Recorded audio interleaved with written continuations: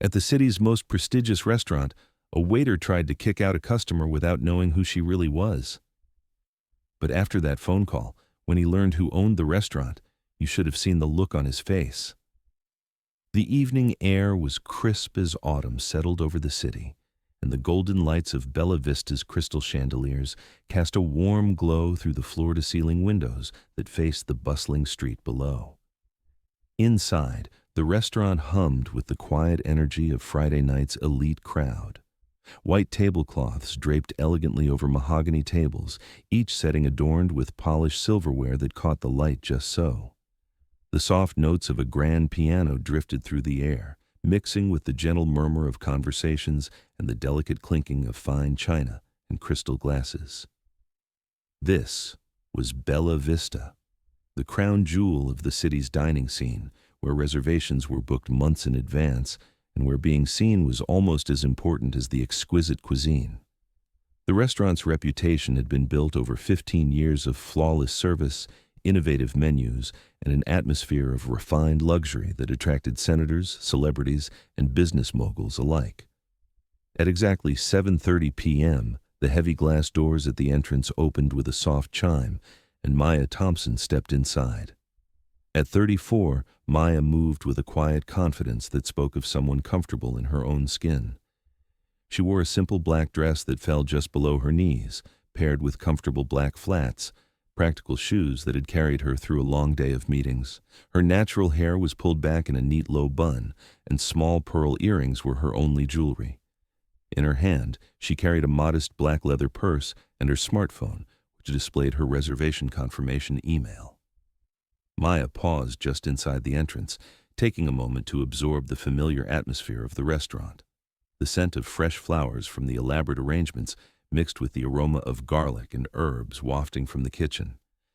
She had eaten here countless times over the years, but tonight felt different. Tonight, she was here not as the anonymous diner she had often been, but as someone ready to fully embrace her place in this world she had worked so hard to create.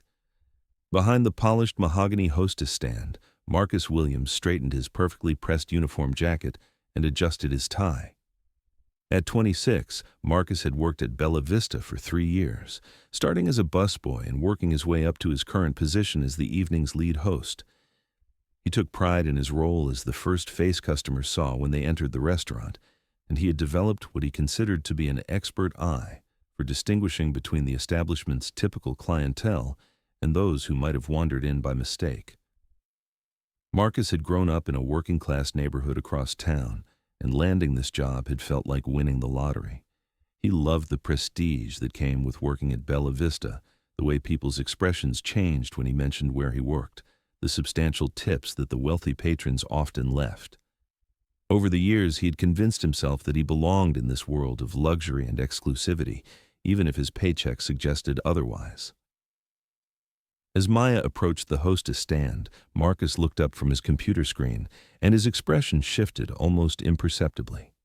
His trained smile remained in place, but his eyes quickly scanned her appearance, taking in her modest dress, practical shoes, and simple accessories. In his mind, he was already categorizing her as someone who didn't quite fit the Bella Vista image. "Good evening," Maya said with a warm, genuine smile that reached her eyes. "I have a reservation under Thompson for 7:30. Marcus glanced at his computer screen, then back at Maya, his brow furrowing slightly as if he were solving a complex puzzle. "Thompson?" he repeated, his tone carrying a subtle note of skepticism that was carefully disguised as professional inquiry. "Are you absolutely sure you have the right restaurant, miss?" Maya's smile faltered just slightly, but her voice remained steady and polite. "Yes, I'm quite sure. Maya Thompson, table for 7:30 p.m. Marcus turned his attention to his computer, typing with deliberate slowness as if each keystroke required careful consideration. His eyes flicked back and forth between the screen and Maya's face, and she could sense him weighing something in his mind. The seconds stretched uncomfortably as he seemed to be deciding how to proceed. Marcus said finally, his tone taking on what he probably thought was a helpful quality. "I do see a reservation here under that name, but I have to say..." He paused, glancing around the dining room, where well-dressed patrons sat at candlelit tables, their expensive jewelry catching the light as they gestured with manicured hands. Our prices here are quite substantial. The average entree runs about $65, and that's before wine pairings. Perhaps you might be more comfortable at Romano's down the street. They have very reasonable portions and much more accessible pricing. The suggestion hung in the air between them like a challenge wrapped in false concern. Maya felt the familiar tightness in her chest that came with these moments. Instances when her worth was questioned, not because of anything she had said or done, but simply because someone had looked at her and made assumptions based on her appearance. Several diners at nearby tables had begun to notice the exchange taking place at the hostess stand. A woman in a designer dress leaned closer to her male companion, whispering something behind her hand while stealing glances at Maya. Another couple paused their conversation entirely, their attention drawn to what appeared to be developing into an uncomfortable situation. "I'm quite confident I can manage the prices," Maya replied, her voice remaining level despite the growing tension she felt. "I've dined at establishments like this before. Now, if we could discuss my table." Marcus's lips pressed into a thin line, and he straightened his shoulders in a way that suggested he was preparing for a more serious conversation. He glanced once more around the dining room, taking in the expensive suits, designer dresses, and gleaming watches worn by the other patrons, then looked back at Maya's modest attire with obvious disapproval. "Look, miss," Marcus said, lowering his voice to what he probably thought was a considerate whisper, "I'm really trying to save you some embarrassment here. This honestly isn't the kind of place for people in your situation. The atmosphere here is very specific, very refined. Our regular customers expect a certain standard, and frankly, I'm not sure you'd feel comfortable among our usual clientele." Maya stared at Marcus for a long moment, her dark eyes studying his face with an intensity that made him shift slightly on his feet. She had encountered this type of discrimination before: the polite suggestions to try somewhere else, the assumptions about her financial status, the barely concealed belief that she didn't belong in spaces deemed too elegant or exclusive for someone who looked like her. "My situation," Maya repeated slowly, her voice carrying a dangerous quiet that Marcus was too self-absorbed to recognize as a warning. "You know what I mean," Marcus replied, his false politeness beginning to crack around the edges like paint peeling from a wall. "Look, I'm not trying to be difficult here, but our clientele expects a certain ambiance. Perhaps you could try making a reservation for next month. That might give you time to prepare more appropriately for this type of establishment." The restaurant around them had grown noticeably quieter as more patrons became aware of the confrontation taking place near the entrance. Conversations shifted to whispers, and silverware clinked more softly against plates as people strained to hear what was happening. The woman in the designer dress was no longer bothering to hide her staring, and her companion had turned completely in his chair to watch the scene unfold. From across the dining room, Philippe Dubois, the restaurant's maître d', noticed the disturbance and began making his way toward the hostess stand. Philippe was a distinguished man in his late 50s who had worked at Bella Vista for over a decade. His French accent and impeccable manners had made him a favorite among the restaurant's elite clientele, but he also possessed enough wisdom to recognize when a situation was spiraling out of control. "Excuse me," Philippe said as he approached, his accent lending a note of gravity to his words. "Is there perhaps a problem here that I might assist with?" Marcus turned toward Philippe with obvious relief, eager to explain the situation to someone he viewed as an ally. "Philippe, this woman claims to have a reservation under the name Thompson, but I'm concerned there might be some kind of mix-up. She's not exactly representative of our usual demographic, if you understand what I mean." Felipe's eyes widened slightly at Marcus's blunt statement, and he cast an apologetic glance toward Maya, before looking back at the younger man with growing concern. "Marcus, perhaps we should handle this more—" "No," Maya interrupted softly, her voice cutting through their exchange with the precision of a blade. "Please, let him finish. I'm very interested to hear more about your thoughts on demographics and who belongs in restaurants like this." Marcus, completely missing the dangerous undertone in Maya's voice, seemed to take her words as encouragement to continue explaining his position. Look, I've been working in high-end hospitality for years, and I understand how these places operate. We have a responsibility to maintain certain standards, not just in our food and service, but in our overall atmosphere.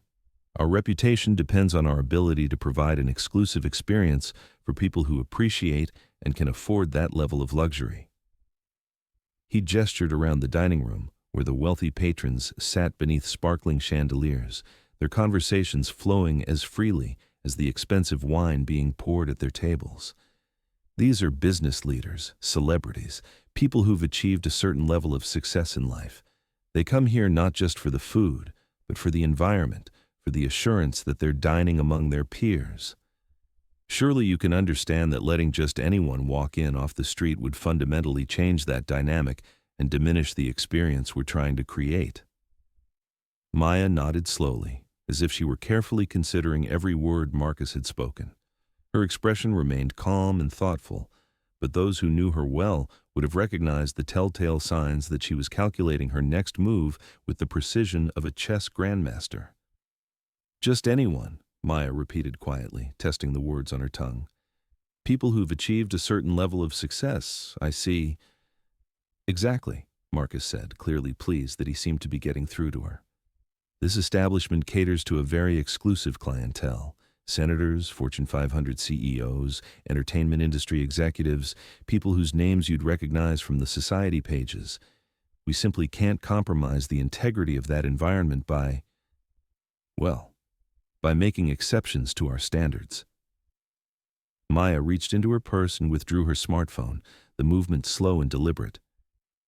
I think I need to make a phone call, she said quietly. Marcus let out a small sigh of frustration. Miss, I understand you might want to call someone for advice or support, but honestly, calling your friends or family members won't change the fundamental issue we're facing here. Perhaps if you be quiet, Maya said sharply, her voice carrying a sudden authority that made Marcus step back instinctively. There was something in her tone that suggested she was accustomed to being obeyed, something that cut through the air like a command from someone used to wielding power. Maya scrolled through her contacts and selected a number she knew by heart. As the phone rang, she kept her eyes fixed on Marcus's face, watching as confusion began to creep into his expression. David? Maya said when the call connected, her voice immediately shifting to a crisp, professional tone. It's Maya. I'm at Bella Vista right now, and I'm afraid we seem to have developed a significant problem with our service standards. Marcus frowned, his confusion deepening as he tried to make sense of the conversation. Philippe shifted uncomfortably beside him, a growing sense of unease settling over the older man like a shadow. Yes, the restaurant, Maya continued, her gaze never leaving Marcus's face. It appears that our front-of-house staff has forgotten some fundamental principles about who we serve and why we serve them. I think it's time for a comprehensive reminder about our company values and the standards we expect from our employees. The blood began to drain from Marcus's face as the implications of Maya's words started to register. Philippe's eyes widened in recognition and growing horror as pieces of a puzzle began falling into place in his mind. I'll be coming in tomorrow morning to personally review our hiring practices and staff training protocols, Maya said into the phone, her voice taking on the measured tone of someone accustomed to making executive decisions. Yes, I believe a complete evaluation of our front-of-house personnel is absolutely necessary at this point. It seems some people have forgotten that respect and dignity are non-negotiable qualities in our service, regardless of how a customer looks or dresses. She paused, listening to the voice on the other end of the line, then continued. Also, please schedule a meeting with our HR department for Monday morning. We need to discuss implementing additional sensitivity training for all customer-facing employees. This type of incident is completely unacceptable and goes against everything this establishment was founded on. Maya ended the call and slipped her phone back into her purse, her movements deliberate and calm despite the tension crackling in the air around them. The restaurant had fallen almost completely silent now, with virtually every patron and staff member within earshot frozen in anticipation of what would happen next. Marcus? Maya said quietly, her voice carrying the unmistakable weight of absolute authority. "Allow me to introduce myself properly. I am Maya Thompson. I am the owner of this restaurant." The words hit Marcus like a physical blow, and he actually staggered backward slightly, his face going ashen as the full magnitude of his mistake crashed down on him like a tidal wave. His mouth opened and closed soundlessly, like a fish gasping for air, as his brain struggled to process the catastrophic nature of what had just occurred. Philippe, meanwhile, looked as though he might be sick. His face had gone completely pale, and he was gripping the edge of the hostess stand as if it were the only thing keeping him upright. "I built this establishment from absolutely nothing," Maya continued, her voice steady but carrying an unmistakable edge of controlled anger. "I chose every piece of furniture, approved every item on our menu, selected every wine in our cellar, and personally hired every member of this staff based on their ability to provide exceptional service while treating every single guest with the respect and dignity they deserve." The silence in the restaurant was now so complete that the soft classical music playing in the background seemed almost thunderous. Every conversation had stopped, every piece of silverware had been set down, and every eye in the room was focused on the scene unfolding at the hostess stand. "For 3 years," Maya said, her voice growing stronger and more commanding with each word, "you have worked in my restaurant, served food prepared by my chefs, poured wine from my cellar, and earned your salary from my business. And tonight, you have shown me exactly what you think of the values this establishment was founded on." Marcus finally found his voice, though it came out as barely more than a whisper. "Ms. Thompson," he stammered, his hands visibly trembling. I had no idea. I never meant to. I was just trying to." "You didn't know," Maya interrupted, her tone sharp with disappointment and barely contained fury. "You didn't know who I was, so you decided it was acceptable to judge a paying customer based solely on her appearance. You didn't know my background, so you felt comfortable making assumptions about my financial status and my right to dine in this establishment. You didn't know my story, so you took it upon yourself to decide whether I belonged here." Around the dining room, several patrons who had been watching the confrontation with curiosity or amusement now looked away, clearly uncomfortable with the realization that they had been witnessing, and in some cases, silently supporting, an act of blatant discrimination. "I'm sorry," Marcus whispered, his voice breaking with the weight of his mistake. "I'm so incredibly sorry, Ms. Thompson. I never meant for this to happen. I was just, I thought I was—" "You meant exactly what you said," Maya cut him off, her voice like steel wrapped in silk. "You meant every word, every assumption, every moment of disrespect you showed me. You believed every prejudiced thought that went through your mind when you looked at me and decided I didn't belong here. The only thing you're sorry about now is that you got caught treating the owner of this restaurant like a second-class citizen." Philippe, who had been standing frozen in horrified silence, finally found the courage to step forward. His face was pale with panic, and his usual composure had completely abandoned him. "Ms. Thompson, please," he said, his French accent thicker than usual due to his distress. "Marcus is young. He can learn from this mistake. Perhaps we could—" Maya held up a hand, cutting him off mid-sentence. Her gaze shifted to Philippe, and he visibly flinched under the intensity of her stare. "Philippe, you've been with this establishment for 10 years. In all that time, have I ever given you any reason to believe that discrimination of any kind has a place in my restaurant?" "No, ma'am," Philippe replied quietly, his voice barely audible over the continued silence that had settled over the dining room. "Have I ever suggested that we should judge our guests based on their appearance, their race, or their perceived economic status? No, ma'am. Have I ever indicated that certain types of people are more welcome here than others? No, ma'am, never." "Fee, then please explain to me how this type of behavior has been allowed to continue under your supervision." Philippe's shoulders sagged as the weight of his own failure settled over him. "There is no excuse, ma'am. I failed in my responsibilities as a manager and as a representative of your values. I should have been more vigilant, more proactive in ensuring that all staff members understood and embodied the principles this restaurant was founded on." Maya nodded slowly, her expression unreadable. Marcus, she said, turning back to the trembling young man, you are terminated. Effective immediately. Security will escort you from the premises, and you can collect your final paycheck on Monday morning. Marcus's legs nearly gave out completely, and he grabbed the edge of the hostess stand for support. His face had gone from pale to a sickly gray color, and tears were beginning to stream down his cheeks. Please, Ms. Thompson, he begged, his voice breaking with desperation. This job. I need this job. I have bills to pay, rent that's due next week. I know I made a terrible mistake, but please, I'm begging you, give me another chance. I'll do anything to make this right. Maya studied his face for a long moment, seeing the genuine terror and regret in his eyes. For a brief instant, she felt a flicker of sympathy for the young man whose world was crashing down around him.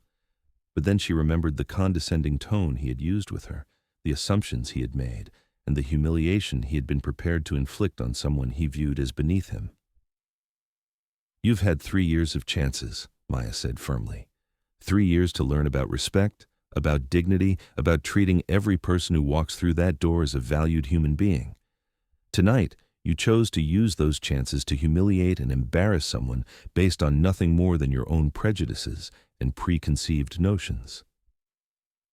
She turned to Philippe, whose face had gone gray with fear as he realized his own job might be in jeopardy. Philippe, you will be attending mandatory sensitivity training next week, along with every other member of our front-of-house staff. You will also be implementing new protocols to ensure that this type of incident never occurs again.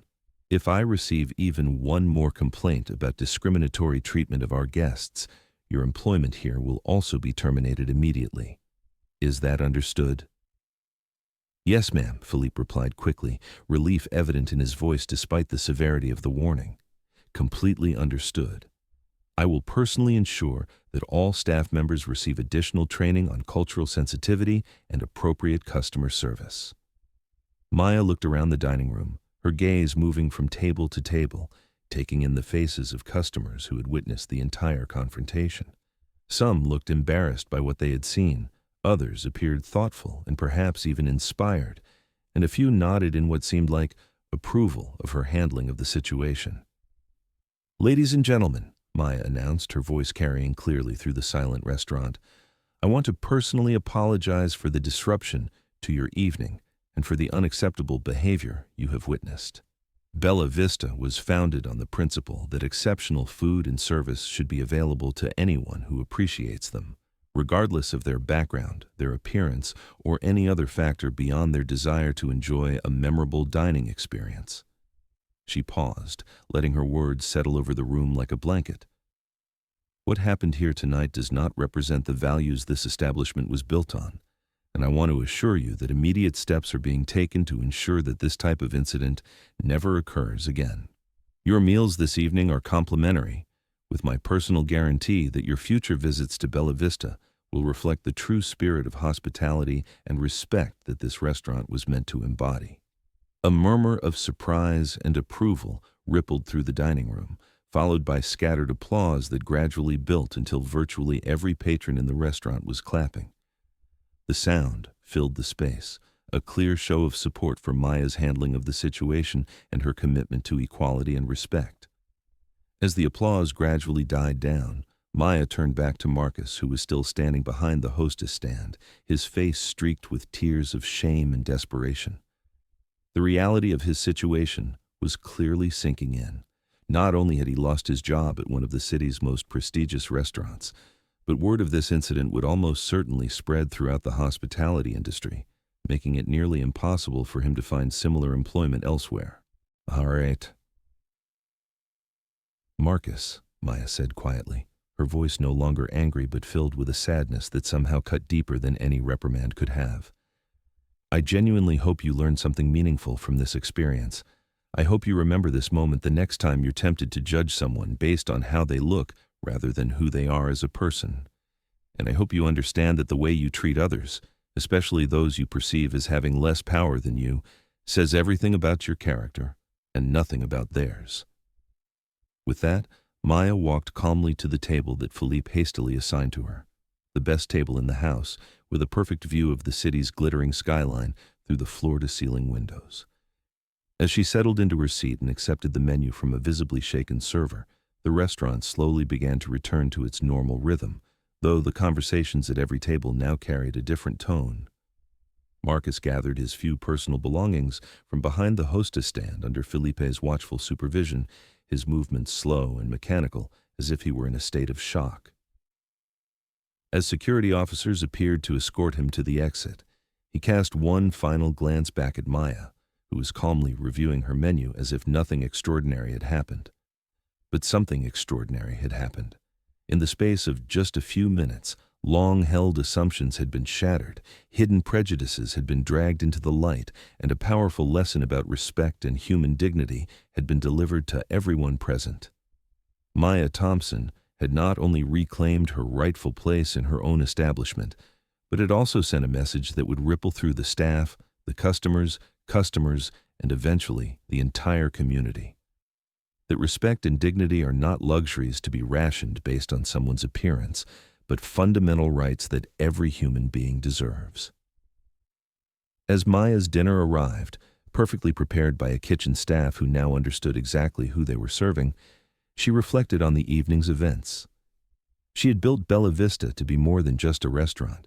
It was meant to be a place where excellence in food and service created an environment where people from all walks of life could come together to share in an appreciation for the finer things life had to offer. Tonight had served as a stark reminder that the true measure of any establishment's success wasn't found in its crystal chandeliers, premium ingredients, or prestigious location, but in its ability to treat every guest as a valued and respected human being. The lesson had been learned, the message had been delivered with crystal clarity, and justice, as it inevitably does when people of conscience refuse to remain silent, had found its way to the surface where it belonged. And that's how one woman's quiet dignity and unwavering principles turned a moment of humiliation into a masterclass in justice and human decency. Sometimes the most powerful response to prejudice and discrimination isn't anger or confrontation. It's simply having the courage to be exactly who you are when it matters most, and refusing to accept treatment that diminishes your worth as a human being. If this story moved you and made you think about how we treat others in our daily lives, make sure to subscribe to the channel for more incredible tales of resilience, justice, and the power of standing up for what's right. Hit that notification bell so you never miss a story that challenges assumptions and celebrates the triumph of dignity over prejudice. Thank you for watching, and I'll see you in the next one.